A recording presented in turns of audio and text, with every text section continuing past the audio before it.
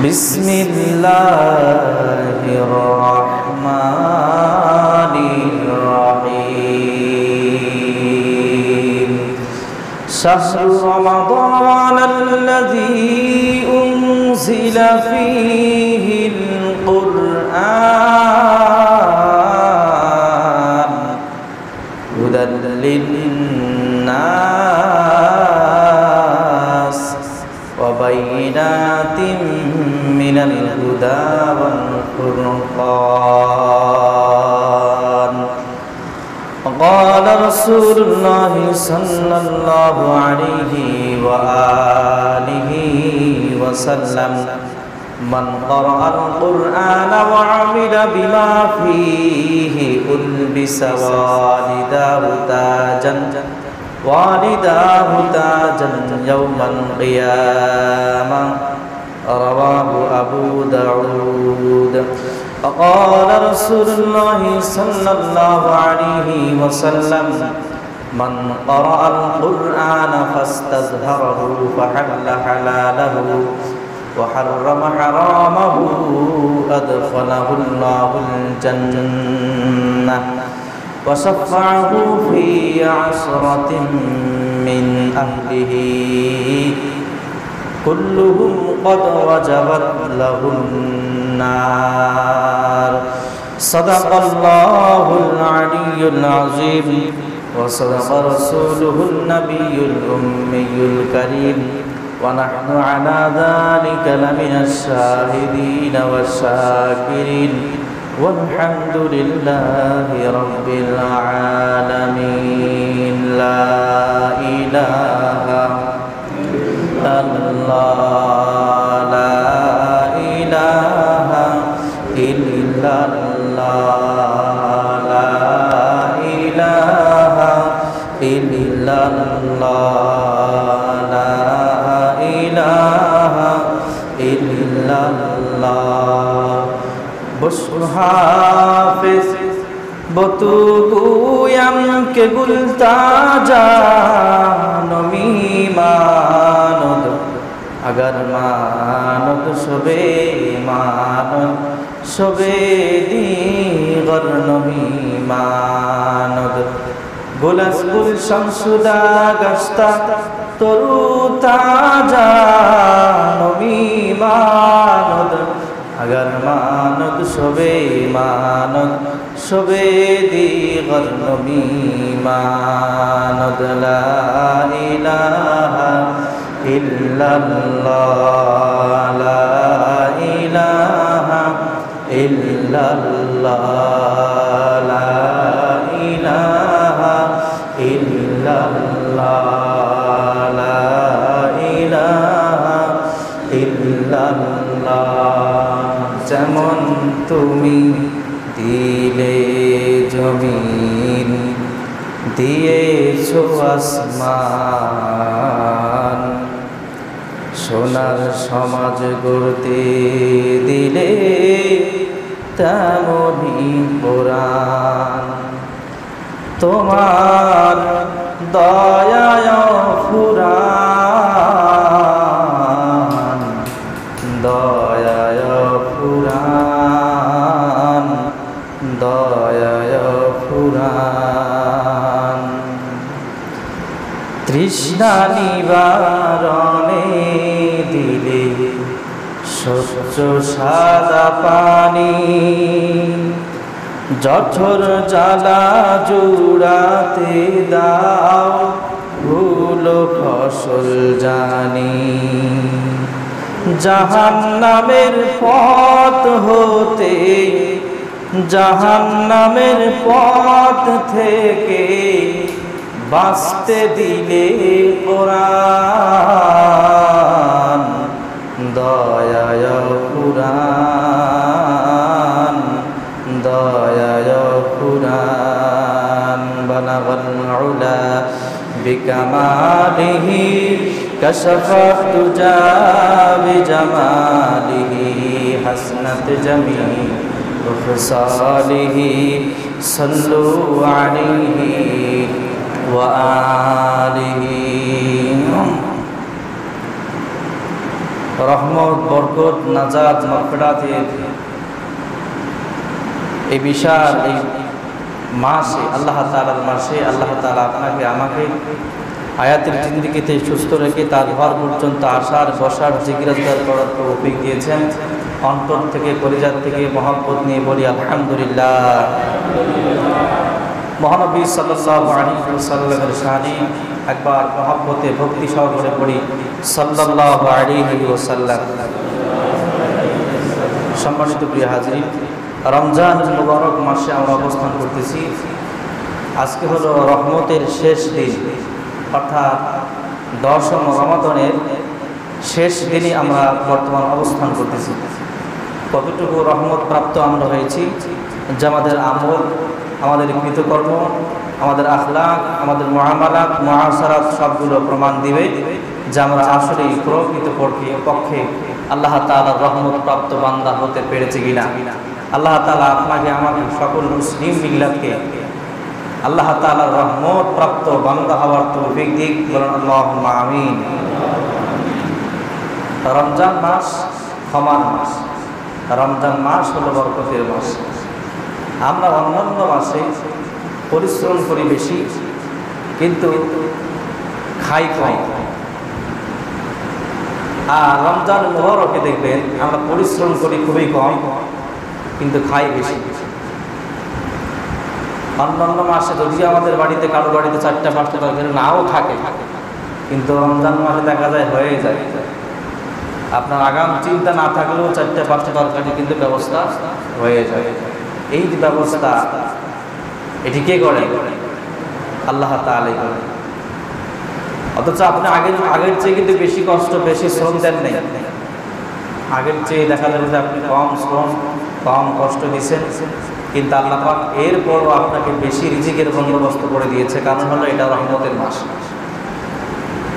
ঠিক একইভাবে আল্লাহ তাআলা আপনাকে আমাকে এই মাসে মাফ করার জন্য প্রতি রাত্রি বান্দার একদম নিকটবর্তী হয়, কাছাকাছি হয়। ওয়াইদা সালাকা ইবাদি আন্নী ফাইন্নী করিব। রাসূল নবী সাল্লাল্লাহু আলাইহি ওয়াসাল্লাম কি কাফির সম্প্রদায় জিজ্ঞেস করেছিল, তোমাদের রব কোথায় থাকে? মুহাম্মদ সাল্লাল্লাহু আলাইহি ওয়াসাল্লামের রব, তিনি যার কথা বলেন, যার ধর্ম প্রচার করেন, তিনি কোথায় থাকেন? এই প্রশ্ন ছিল কার? কাফেরদের। মক্কা মুকাররমা আবু জাহেলের দলের এই প্রশ্ন ছিল, আল্লাহ কোথায় থাকে? মুহাম্মদকে এত মারা হয়, এত নির্যাতন নিপীড়ন করা হয়, মুহাম্মদ আল্লাহ কি দেখে না?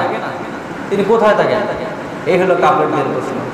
বর্তমান সমাজে কিছু কিছু লোকের প্রশ্ন আছে, আল্লাহর পথে মুখে চলে, তারপরে তার এত কষ্ট, তারপর তার এত হামলা মামলা, নানা বিষয়ে জড়িয়ে আছে। তাদের পক্ষে কি আসলে আল্লাহ আছে? তাদের আল্লাহ কই থাকে? আল্লাহকে দেখে না? আল্লাহ সব দেখেন। ইন্নাহু হুয়াস সামিউল বাসীর। আল্লাহ বলেন, শুধু আমি দেখি না, তোমরা কি বলতে চাও আমি সেটিও দেখি, সেটিও শুনি।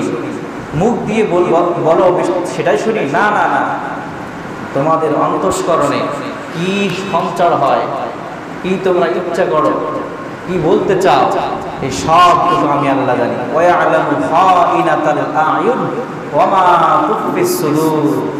অন্তরের ভিতরে মনে মনে কল্পনা কি করো, সেটিও আল্লাহ পাক জানেন। সুতরাং কাফেররা আল্লাহ তাআলা হাবিবকে, মুসলমানদেরকে জিজ্ঞেস করেছিল, মুহাম্মাদের রব, মুহাম্মাদের আল্লাহ কোথায় থাকে? আল্লাহ বলছেন যে আপনি কাফের গোষ্ঠীকে জানায় দেন, আপনার রব আপনার নিকটবর্তী থাকে। ফাইন্নী করিব, একেবারে নিকটবর্তী থাকে। আমাদের সমাজে কিছু মানুষ আছে যারা কোরআনে কারীমের একটি আয়াত নিয়ে বলতে চায় যে আল্লাহ হলো আসমানে থাকে। আসলে আল্লাহ আসমানেও থাকে, আবার অন্যান্য সব জায়গায় থাকে। আজকে সংক্ষিপ্ত করে এই বিষয়টা আলোচনা করবো ইনশাআল্লাহ। আল্লাহ বলেন, আর রহমান আলাল আরশ ইস্তাওয়া। আল্লাহ আরশে ইস্তাওয়া হয়েছেন, বসেছেন, সমাসীন হয়েছেন। আচ্ছা, আল্লাহ যে আয়াতে বলছেন যে আল্লাহ বসেছেন, সমাসীন হয়েছেন, বসার জন্য জায়গা লাগে না? আমরা যখন কোনো চেয়ারে বসি, তো বসার জন্য জায়গা লাগে কিনা? আমরা যে মসজিদের ফ্লোরে বসি, বসার জন্য তো নির্দিষ্ট একটা জায়গা আছে, জায়গা লাগে। তাহলে বোঝা যায় আল্লাহ যে জায়গায় বসেছেন, তাহলে আল্লাহ ওই জায়গার মোকাফেক্কি? আল্লাহকে জায়গার মোকাফেক্কি? আল্লাহ কোনো কিছুর মোকাফেক্কি নয়। আল্লাহ কোরআনে কারীমের ভিতরে এক এক আয়াতে এক এক সময় এক এক কথা বলতেছেন। এক আয়াতে আল্লাহ বলেন ইন্নাল্লাহা মাআল মুত্তাকিন, আমি মুত্তাকিদের সঙ্গে আছি। অন্য আয়াতে বলেন ইন্নাল্লাহা মাআস সাবিরিন, ধৈর্যশীল ব্যক্তির সঙ্গে আছি। আর এক আয়াতে বলেন ইন্নাল্লাহা মাআল মুমিনিন, মুমিনদের সঙ্গে আছি। আবার অন্য আয়াতে আল্লাহ বলেন আমি আল্লাহ আসমানে আছি, আমি আল্লাহ জমিনেও আছি। সূরা বাকারায় আল্লাহ বলেন হে আমার হাবিব, কাফেরদের গোষ্ঠীকে আপনি বলে দেন আমি প্রত্যেক বান্দার একদম নিকটবর্তী আছি, ফাইন্নী করিব। সুবহানাল্লাহ। তাহলে এই আয়াতগুলোকে সামনে রেখে সারমর্ম দাঁড়ায় আল্লাহ আসমানেও আছেন, জমিনেও আছেন, আমার সঙ্গেও আছেন, আপনার সঙ্গেও আছেন, ইহুদি, খ্রিস্টান, নাসারা, মুনাফিক সকলের সঙ্গে আল্লাহ তাআলা আছেন। তাহলে এখন অনেকে প্রশ্ন করতে পারে তাহলে আল্লাহ কি বাথরুমে থাকেন? বাথরুম তো নাপাক জায়গা। এই প্রশ্নের উত্তর হলো এই, কোরআনে কারীমকে বাথরুমে নিয়ে যাওয়া জায়েজ আছে?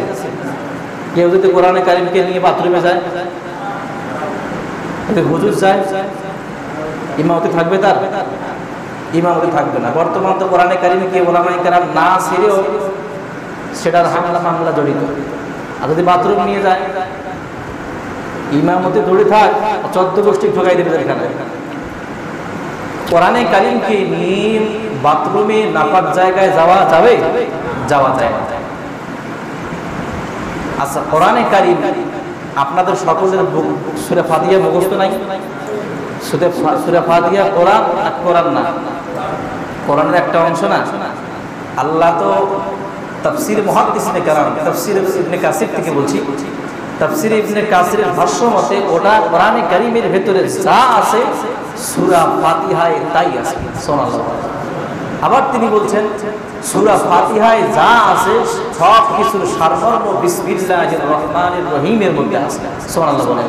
এজন্য বিসমিল্লাহ সম্পর্কে তাফসীর লেখা হয়েছে প্রায় 700 পৃষ্ঠা। ইমামে রাজি রাহমাতুল্লাহি আলাইহি তিনি বিসমিল্লাহ তাফসীর লিখেছেন 700 পৃষ্ঠা, যাওয়ার কাছে আছে। তাইলে গোটা কোরআন মানে সূরা ফাতিহা, আবার সূরা ফাতিহা মানে বিসমিল্লাহির রহমানির রহিম। সূরা ফাতিহা মনে করলাম কারো সিনায় নাই, সবার সিনায় কি বিসমিল্লাহির রহমানির রহিম নাই? তাহলে বিসমিল্লাহির রহমানির রহিম প্রত্যেকের সিনায় আছে। আপনারা কি কেউ বাথরুমে যান না? বাথরুমে যান? তাহলে বলছেন তাহলে বিসমিল্লাহির রহমানির রহিম আপনার কলবে আছে, আপনি কলবে নিয়ে বাথরুমে গেলেন। আপনি কলবে বিসমিল্লাহির রহমানির রহিমকে নিয়ে কেমনে বাথরুমে গেলেন? এই প্রশ্নের যেই জবাব আল্লাহ বাথরুমে আছেন, ওই প্রশ্নের একই জবাব। কথা বুঝছেন? সিনায় মানুষের বিসমিল্লাহির রহমানির রহিম গোটা কোরআনে কারীম, হাফেজদের সিনায় তো আল্লাহু আকবার গোটা কোরআন আছে। তারা তো গোটা কোরআনে কারীমকে নিয়ে বাথরুমে যায়।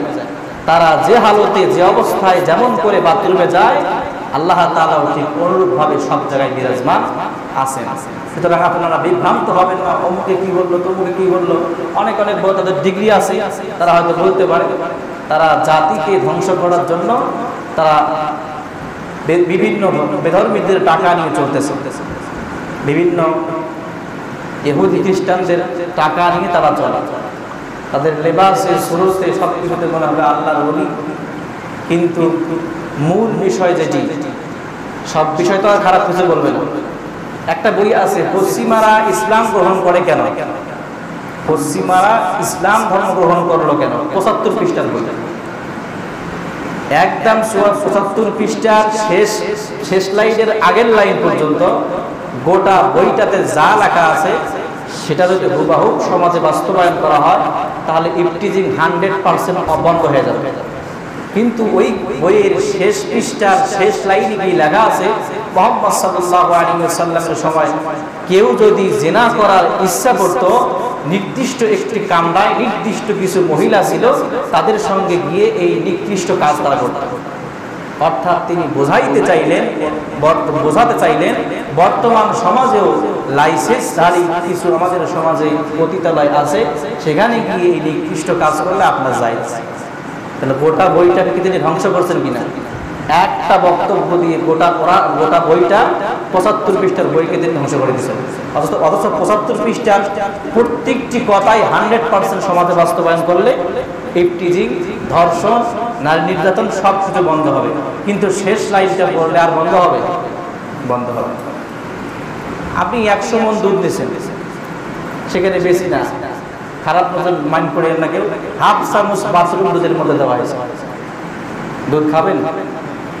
খাবেন না? খাবেন না। কেন খাবেন না? এটা বাথরুম পড়েছে না, বাকি পড়েছে, এই জন্য খাওয়া যাবে না। এই যে বিষয়টা আমরা সহজে বুঝতাম, কিন্তু ঘুষের টাকায়, সুদের টাকায় আপনি গরুর গোশত কিনে নিয়ে এনে খাচ্ছেন, সেটাকে আপনার হালাল হয়ে গেল? সেটা তো আপনার হালাল হয়ে গেল।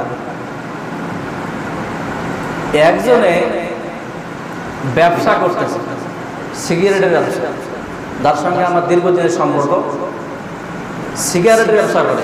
তার কোম্পানি বাংলাদেশে 2টা আছে, নাম করা কোম্পানি। ইনি আমাকে বলতেছেন, হুজুর, কোরআনে আল্লাহ বলছেন ওয়াহাল্লাল্লাহুল বাই'a ওয়া হাররামার রিবা। তাদের পক্ষে যে আয়াত, সেই আয়াত নিয়ে তো কিছু কথা বলবে। তিনি বলতেছেন, হুজুর, আল্লাহ তো ব্যবসাকে হালাল করছেন, সুদকে হারাম করছেন। আমি আল্লাহর রহমতে ব্যবসা করতেছি। ব্যবসা করতেছে কিসের ব্যবসা? বিড়ির ব্যবসা। বিড়ির ব্যবসাকে হালাল? হালাল। একজনের সুদের ব্যবসা করে, নিচে লিখে দিল ফাহাল্লাল্লাহুল ওয়াহাল্লাল্লাহুর রিবা ওয়াহাল্লাল্লাহুল বাই'a ওয়া হাররামার রিবা। আল্লাহ সুদকে হারাম করেছেন, ব্যবসাকে হালাল করেছেন। এখন তার এই সুদের ব্যবসাকে হালাল হয়ে গেল। একজনের মদের ব্যবসা করতেছে, তিনি লিখে দিয়েছেন আল্লাহ ব্যবসাকে হালাল করেছেন, সুদকে হারাম করেছেন। তার কি মদের ব্যবসা হালাল হয়ে যাবে? হালাল হবে, বরং হালাল তো হবে না, কোরআনে কারীমকে একটা নিকৃষ্ট কাজে ব্যবহার করার কারণে তার ঈমান চলে যাওয়া 100% ইয়াস, তার ঈমান থেকে সে খারিজ হয়ে যাবে, এটা গ্যারান্টি আছে। আল্লাহ কোরআনে যা বলছেন সবটা আপনি পুঙ্খানু মানতে পারবেন, বিষয়টা এমন নয়, কিন্তু আপনার বিশ্বাস থাকতে হবে, মানার চেষ্টা করতে হবে, তাহলে আপনি কামিয়াবি হবেন। আপনি মানতে পারেন না, আপনার দুর্বলতা আছে, ঈমানের কমজোরি আছে, সেটা ভিন্ন কথা, কিন্তু আপনি কোরআনে কারীমকে আপনার মন মতো ব্যবহার করবেন, এই ইখতিয়ার, এই সুযোগ আল্লাহ পাক কোনো মানুষকে দেন নাই। সুতরাং আমাদেরকে সকলকে বুঝে শুনে কাজ করতে হবে। এই গেল একটা বিষয়। আর একটা বিষয় হলো, রমজান মাসে কিছু নতুন নতুন মুসল্লি পাওয়া যায়, নামাজ শুরু করে। আমরা অনেক সময় টিটকারি করি, রমজানের মুসল্লি, এ ধরনের টিটকারি করা যাবে না। আল্লাহ পাক যেহেতু আল্লাহ পাক তাকে রহমত করছেন, বিধায় সে রমজান মাসে নামাজ পড়তে আসছে। এমনটা হতেও পারে আল্লাহ তার মনকে পরিবর্তন করতেও পারে, রমজানের পরও সে কন্টিনিউ নামাজ পড়বে, এমনটা হয়। এই জন্য আমরা কেউ কখনো এই ধরনের কটু কথা বলে কাউকে আঘাত করবো না। আমরা তো সব সময় শুধু এই চিন্তা নিয়ে আসি, মানুষকে শুধু আঘাত করা যায় কেন? এক লোকে গাধা নিয়ে, গাধার পিঠে তার স্ত্রীকে নিয়ে কোথাও যাচ্ছিল, আশপাশের সমাজের লোকেরা বলতেছে, দেখছো কত খারাপ, স্বামী স্ত্রী উভয় মিলে গাধার উপর চড়ে গাধা কষ্ট দিচ্ছে। কিছু দূর যাওয়ার পর ওই ব্যক্তি তার স্ত্রীকে গাধার পিঠ থেকে নামাই দিচ্ছে। আশপাশের লোকেরা বলছে, দেখছো কত বড় বদমাইশ, নিজে গাধার পিঠে উঠে যায় আর বউকে হেঁটে নিয়ে যাচ্ছে। একটু দূরে যাওয়ার পর উনি ওনার বউকে গাধার পিঠে দিলেন, উনি নিজে আবার হেঁটে হেঁটে যাচ্ছেন। এবার সমাজের লোকেরা বলতেছে, কত বোকার বোকা, বউকে গাধার উপর চড়াই দিছে আর নিজে যায় হাঁটি। একটু পর যাওয়ার পর বউকেও নামাই নিছে, যা তুমিও থাকবা না আমিও থাকবো না, দুইজন এবার হেঁটে হেঁটে যাবে। এবার সমাজের লোকেরা বলতেছে, কত বোকা, গাধা থাকতে আবার হেঁটে যায়। মানে আমাদের সমাজের মানুষ এরকম আমরা হয়ে গেছি, শুধু মানুষের ভুলটাই আমরা ফলো করি, তার ভালোটা আমরা দেখি না। আমাদের সবসময় উচিত হবে মানুষের ভালোটা দেখা, খারাপটা দেখা নয়, বরং তার খারাপটা তাকে বলতে হবে, তিনি যেন এই খারাপটা বুঝতে পেরে সৎপথের দিকে ফিরে আসে। আল্লাহ সকলকে তৌফিক দান করুন, বলেন আল্লাহুম্মা আমিন। আমরা রহমতের শেষ দিনে, দশম দিনে অবস্থান করতেছি। এ পর্যন্ত আমরা যতটুকু আমল করেছি, তারাবির নামাজ পড়েছি, ফরজ নামাজ পড়েছি, নফল নামাজ পড়েছি, কোরআন তেলাওয়াত করেছি, ইস্তেগফার করেছি, কালিমা শরীফ পড়েছি, সবগুলো আল্লাহ পাক কবুল করে নেন, বলেন আল্লাহুম্মা আমিন। আমরা যে এই যে 10 দিন পর্যন্ত রোজা থাকলাম, আমরা কেউ কি এই গ্যারান্টি, এই ওহী পাইছি কেউ যে আমাদের একটা রোজা কবুল হয়েছে? কোনো গ্যারান্টি আছে? কোনো গ্যারান্টি নেই। আজকে আমরা একটা আমল নিয়ে যাব, যে আমলটার মধ্য দিয়ে একটা হলেও রোজা আমরা আল্লাহর কাছে কবুল করে নেব ইনশাআল্লাহ।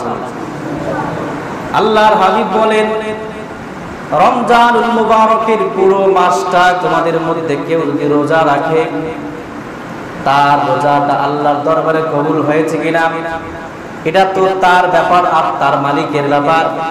তার মন জানবে আর তার মালিক জানবে তার বান্দার সঙ্গে তার সম্পর্ক কেমন ছিল, সারাদিন সে কেমন করে আল্লাহকে রাজি খুশি করেছে। আল্লাহর হাবিব বলেন, এক মাস পর্যন্ত রোজা থাকার পরও তোমাদের মধ্যে কেউ কিন্তু এই কথা গ্যারান্টি ওয়ারেন্টি সহকারে বলতে পারবে না যে আমার একটা রোজা কবুল হয়ে গেছে। আমরাও বলতে পারবো না। বিশ্ব নবীজি বলেন, সাহাবীরা রে, তোমাদেরকে আজকে একটা আমলের কথা বলি, যে আমলটা করলে পরে আল্লাহ তোমাদেরকে কবুল রোজার সওয়াব দান করবেন। আমলটা কি? আল্লাহর হাবিব বলেন, যদি কোনো ব্যক্তি কোনো রোজাদার ব্যক্তিকে একটা খেজুর দ্বারা ইফতার করায়, আল্লাহর হাবিব বলেন ওই ব্যক্তি যে ইফতার করাইলো, যাকে ইফতার করানো হলো, তার রোজা কবুল হোক আর না হোক, ইফতার করানোর কারণে আপনার আমলনামায় কবুল রোজার একটা সওয়াব দান করা হয়। ইফতার করাবেন তো ইনশাআল্লাহ। ইফতার করার অর্থ এই না যে হুজুর খালি দিতে হবে। আমরা তো এইটাই বুঝি যে মসজিদে দিতে হবে, হুজুর খাওয়াইতে হবে, আর কাউকে এটা না। আমার বাড়ির আশপাশে কে কষ্টে আছে, কে ইফতার কিনতে পায় না, তাকে দেন। অথবা ধরে নিলাম কেউ কষ্টে নাই, আমি সওয়াবের উদ্দেশ্যে আমার পার্শ্ববর্তী মানুষটাকে একটু ইফতার দিয়ে দেবো, পাঠাই দেবো ইনশাআল্লাহ। পারবো না ইনশাআল্লাহ? একটা দিন করে আমলটা করবো ইনশাআল্লাহ। আল্লাহ পাক হতে পারে এর ওসিলায় আপনাকে আমাকে মাফ করে দিবেন ইনশাআল্লাহ। নবীজি বলেন যে রোজা, আল্লাহ বলেন হাদিসে কুদসি, আস-সাওমু লি ওয়া আনা আজজি বিহি, অন্য রিওয়ায়াতে আছে ওয়া আনা উজজিয়া বিহি। আল্লাহ তাআলা বলেন রোজা বান্দা আমার জন্য রাখে, এই জন্য রোজার পুরস্কারটা আমি আল্লাহ পাক স্বয়ং নিজ হাতে দেব। আর অন্য রিওয়ায়াতে আছে ওয়া আনা উজজিয়া বিহি, রোজার পুরস্কার আমি আল্লাহ তাআলা নিজেই। সুবহানাল্লাহ। এক রাজা ঘোষণা করেছিল 3 ঘন্টার ভিতরে আমার গোডাউনের ভিতরে সমস্ত মালামাল ভর্তি আছে, যে যতটুকু পারে নিয়ে যাবে সে অতটুকুর মালিক হয়ে যাবে। আমার রাজ্যে যা কিছু আছে, যে যতটুকু 3 ঘন্টার ভিতরে নিতে পারবে তার আয়ত্তে, সে সম্পদ সবকিছু তার হয়ে যাবে। লোকেরা যার মতো, যে 1 মণ নিতে পারবে সে 10 মণ নেওয়ার চেষ্টা করে, 2 মণ টানি হিসলে বাড়িতে নিয়ে যায়। আর এক লোক ছিল খুবই দুর্বল, সে 1 কেজি ওজনের একটা ময়দার প্যাকেটে বইতে পারবে। সে দৌড়ে এসে রাজার মাথায় হাত দিয়েছে। রাজা আমার, রাজা কার? রাজা আমার। 3 ঘন্টা শেষ, রাজা তো ফান্দে পড়ে গেছে। আমি তো বলছি আমার রাজ্যে যা আছে ততটুকু আয়ত্ত করতে পারো, ততটুকু তার। এখন তো রাজার মাথায় হাত দিছে, রাজা যদি ওর হয়ে যায়, ওনার হয়ে যায়, তাহলে আর বাকি কিছু কি ওনার হবে না? রাজা ওনার হওয়া মানে সবকিছু ওনার হয়ে যাওয়া। তো আল্লাহ যদি রোজার পুরস্কার আপনাকে আমাকে নিজ হাতে দিতে চান, অথবা রোজার পুরস্কার তিনি নিজেই হয়ে যান, তাহলে জান্নাত পাওয়া সহজ হবে না কঠিন হবে? একেবারেই সহজ হবে। এজন্য আমাদেরকে একটা রোজা আল্লাহর দরবারে আমরা চেষ্টা করবো 30টা রোজা কবুল করার, কিন্তু কমপক্ষে যদি সামর্থ্য না থাকে, একটা রোজাকে আমরা নিয়োগ করব, চেষ্টা করব অন্য কোনো রোজাদারকে ইফতার করানো। সেটা হোক না আমার একটা খেজুরের দ্বারা, হোক না সেটা 1 গ্লাস পানির মাধ্যমে। আপনাকে পেট পুরে খাওয়াইতে হবে, বিষয়টা এমন না। একটা কলা দিয়ে আপনি খাওয়াইতে পারেন, 1 গ্লাস পানিও দিয়ে খাওয়াইতে পারেন আপনি। কারণ আগেরকার সময় তো মানুষেরা চাল ভাজা পানিতে দিয়ে ইফতার করছে, কেউ দেখা গেছে লবণ পানি দিয়ে ইফতার করছে। এখন তো আর ওই কষ্ট নেই আমাদের। আমরা সকলেই চেষ্টা করব একটা করে রোজা হলেও যেন এই রমজান মাসে আমরা আল্লাহর দরবারে কবুল করাইতে পারি। আল্লাহ পাক সকলকে তৌফিক দান করুন, আল্লাহুম্মা আমিন। মহানবী সাল্লাল্লাহু আলাইহি ওয়াসাল্লাম বলেন, অন্যান্য উম্মতকে আল্লাহ পাক যে 5টি পুরস্কার দেন নাই, যে 5টা শ্রেষ্ঠত্ব দান করেন নাই, নিয়ামত দান করেন নাই, আমার উম্মতকে এরকম 5টি নিয়ামত শ্রেষ্ঠত্ব দান করা হয়েছে। 1 নাম্বার শ্রেষ্ঠত্ব হলো আমার উম্মতেরা সারাদিন রোজা থাকবে। রোজা থাকার কারণে তাদের পেটের ভিতরে খাদ্য না থাকার কারণে মুখ দিয়ে এক প্রকার দুর্গন্ধ বের হবে, গন্ধ বের হবে, দুর্গন্ধ নয় গন্ধ বের হবে। এই গন্ধটা আল্লাহ বলেন যে আমি আল্লাহর নিকটে এই গন্ধটা মিশকে আম্বরের চেয়েও বেশি বেশি প্রিয় হয়ে থাকে। হযরতে মূসা আলাইহিস সালাতু ওয়াস সালাম তার উম্মতের কাছ থেকে বিদায় নিলেন। তিনি আল্লাহর কাছ থেকে পানি নেওয়ার জন্য তুর পর্বতে চলে গেলেন। আল্লাহ পাক তাকে বলছিলেন আপনাকে 30 দিন তুর পর্বতে থাকতে হবে। এই 30 দিন থাকার পর আপনাকে আমি একটা আসমানি কিতাব দান করব, তাওরাত দান করব। মূসা আলাইহিস সালাতু ওয়াস সালাম 30 দিন পর্যন্ত তুর পর্বতে ছিলেন। মুহাদ্দিসিনে কেরাম বলেন, মুফাসসিরিনে কেরাম বলেন 30 দিন পর্যন্ত তিনি রোজা রেখেছিলেন। 30 দিন যখন অতিবাহিত হয়ে গেল, এবার তো আল্লাহর ওয়াদা অনুযায়ী তাকে তাওরাত দিতে হয়, কিতাব দিতে হয়। আল্লাহ বলেন মূসা আরো 10 দিন তোমাকে তুর পর্বতে থাকতে হবে।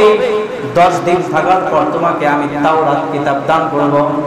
10 দিন অর্থাৎ 30 দিন আর 10 দিন 40 দিন থাকার পর তিনি ফিরে আসলেন। মুফাসসিরিনে কেরাম বলেন 30 দিন মূসা আলাইহিস সালাম রোজা ছিলেন। রোজা থাকার কারণে তার মুখ দিয়ে যে গন্ধটা বের হয়েছিল, এই গন্ধটা এত প্রিয় আল্লাহর নিকট ছিল, এই গন্ধটা নেবার জন্য আরো 10 দিন আল্লাহ পাক তাকে পাহাড়ে থাকার নির্দেশ দিয়েছেন। তাই বলে আবার মনে করি যে সারাদিন রোজা থাকবেন, মুখ দিয়ে দুর্গন্ধ বের হবে, এটা মানে ভালো। দাঁতকে ঘষতে হবে, মাজতে হবে। দাঁত মুখ ঘষবেন না, মানুষের সামনে গিয়ে কথা বলবেন, আপনার গন্ধে কেউ মুখ ফিরাই নেবে, এই গন্ধের জন্য সব পাইবেন, আল্লাহ রাজি খুশি হবে, এটা কিন্তু না। আপনাকে দাঁত মুখ ব্রাশ করতে হবে। ব্রাশ করবার পর, মিসওয়াক করার পর যদি আপনার যে গন্ধটা আপনার পেট থেকে নির্গত হবে, বের হয়ে আসবে, এই গন্ধের কথা হাদিসের ভিতরে বলা আছে। এরপর 2 নম্বর শ্রেষ্ঠত্ব হলো আমার রোজাদার উম্মতের জন্য সমুদ্রের মাছ, রাস্তার গাছ, বনের গাছ, সমস্ত মাখলুকাতগুলো ক্ষমা প্রার্থনা করতে থাকে।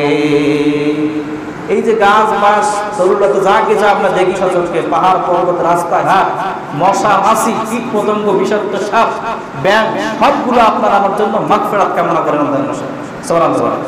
এই শ্রেষ্ঠত্ব অন্যান্য কোনো উম্মতকে আল্লাহ পাক দেন নাই। 3 নম্বর হলো আমার উম্মতের জন্য পুরা 1 বছর জান্নাতকে আমি সাজায় রাখি। এখন যার তাকওয়া যেমন হবে, যার খোদাভীতি যেমন হবে, তার জান্নাতটা আল্লাহ পাক ওই রকম সাজায় রাখে। এরপর 4 নম্বর শ্রেষ্ঠত্ব হলো আল্লাহর হাবিব বলেন 4 নম্বর শ্রেষ্ঠত্ব হলো আমার উম্মতকে আমি আল্লাহ পাক কোরআনে কারীম দান করেছি। আমার উম্মতকে আল্লাহ পাক কোরআন দান করেছে। অন্যান্য উম্মতকে আল্লাহ কিন্তু কোরআন দান করেন নাই। কোরআন দান করেছেন অন্য উম্মতকে না।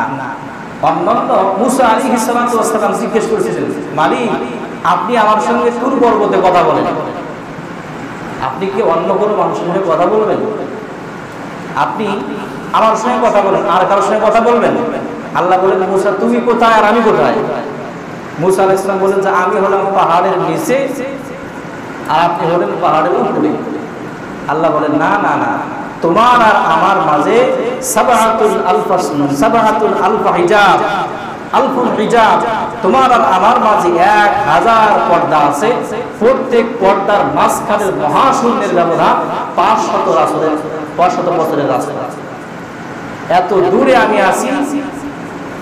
আল্লাহ বলেন, মূসা আলাইহিস সালাম বলেন যে আপনি আমার সঙ্গে কথা বলেন, এত দূর থেকে কথা বলেন, আমি শুনতে পাই, আপনি কি আর কোনো মানুষের সঙ্গে কথা বলবেন?